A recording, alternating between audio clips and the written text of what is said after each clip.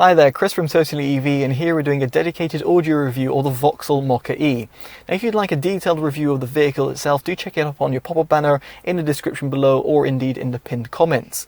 Now the Mokka-e starts from around £30,000, and the sound systems that you find in it as standard has a 6-speaker setup.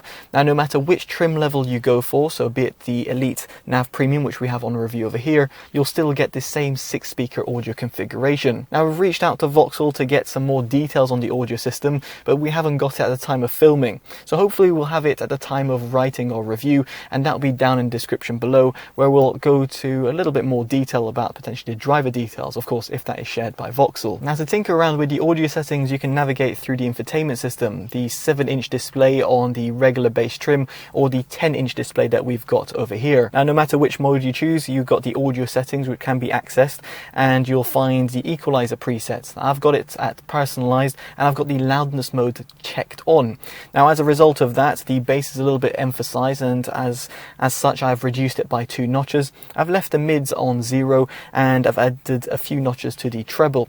Of course it depends in terms of your music taste, but I just thought to share my EQ profile. Now for you to connect up to the infotainment system, it's got Android Auto and Apple CarPlay, which would be the preferred way of connecting up because you've got USB audio playback. If however you want wireless connectivity, you have got Bluetooth, and here both the SBC and AAC codecs are supported. So now we're going to go on to an audio demo, and what I'm going to play is Priya J's song. It's titled Falling, and in case you want to hear it by the way, or subscribe to her channel, do check it down in the description below. But here it will give you a little bit of a taster as how the audio sounds. I'll be placing the microphone and the camera in 4 separate locations.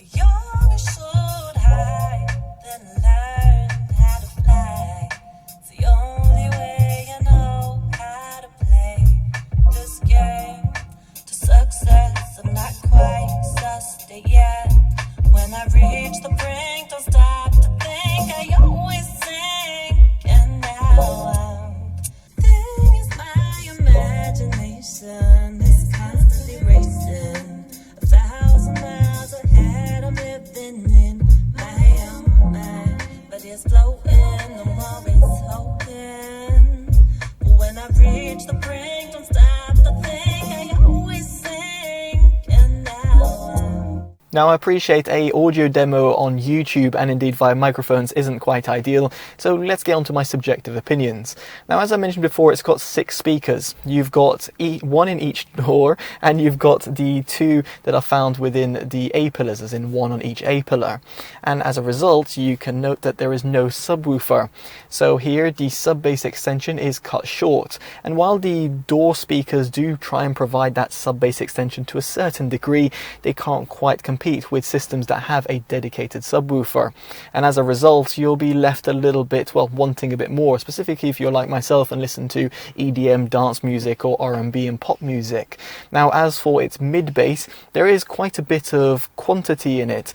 The quality isn't quite as impressive, whereby there is a little bit of wobbly nature when you do crank up the volume, but in terms of the quantity of bass that you get, it's definitely appreciated. So much so that with the loudness mode enabled, I reduced it by a few notches, as in the bass EQ through the infotainment system, and here I found that the overall sound was quite lively and kept me quite joyous. Now as for the mids, they are quite recessed and pushed back. Now you might be thinking, well, you left your EQ at 0, you could just easily dial that up, and absolutely that is true, but once you do dial the EQ on the mid-range by any sort of notch, so if you go 1 or 2 notches even by the center point, what you'll find is it becomes a little bit inaccurate. So therefore listening to, like, say, Priya's vocals, it just doesn't come across as you might expect or as the artist intends. So as a result, you're left at having a V-shaped sound signature, and indeed one that's quite pushed back, and one that will definitely sound accurate as long as you don't tinker around it with the infotainment system. Now moving on to the highs here, I do feel that they needed just a little bit of extra zing, and therefore I added a few notches to the treble EQ. Now at the front of the cabin you are treated with these extra drivers which are found within the A-pillars, which one can only imagine are tweeters. Now at the rear of the cabin you don't have that, so therefore there's that missing kind of zing no matter how much you add to the EQ profile.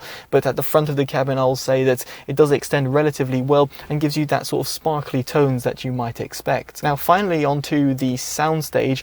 Here I was left a little bit disappointed. While instrument separation is average, whereby you get instruments being separated on left and right channels, and even at the rear of the cabin, where even you're limited by the number of drivers that are found at the back of the car, while I do think that the width and depth could have been just a little bit better. Here the width and depth is just a little bit closed, the sound doesn't come as airy as one might expect, and in comparison to the likes of the Peugeot E2008 or the Kia Soul EV, or let's say other vehicles out there, that's the MG EV estate, where it's just a little bit larger in terms of the vehicle, I just feel that those vehicles do a little bit better job in producing a more engaging soundstage. Now ultimately this leads me on to my verdict. You might be seeing where I'm going with this. Effectively, I'm not too impressed with the overall sound quality. While it's okay, and I think consumers will be satisfied with it, if you're an audio enthusiast like myself and you just want a little bit more from the sound system, I think you'll be left a little bit disheartened. At least that's just my thoughts and opinions about the sound system, so do let me know in the comments below what you make of it. And of course, if you like this detailed review, make sure you give it a like, subscribe, and of course hit that bell notification. Alright, I've been Chris from TotallyEV. Take care of yourselves, and goodbye.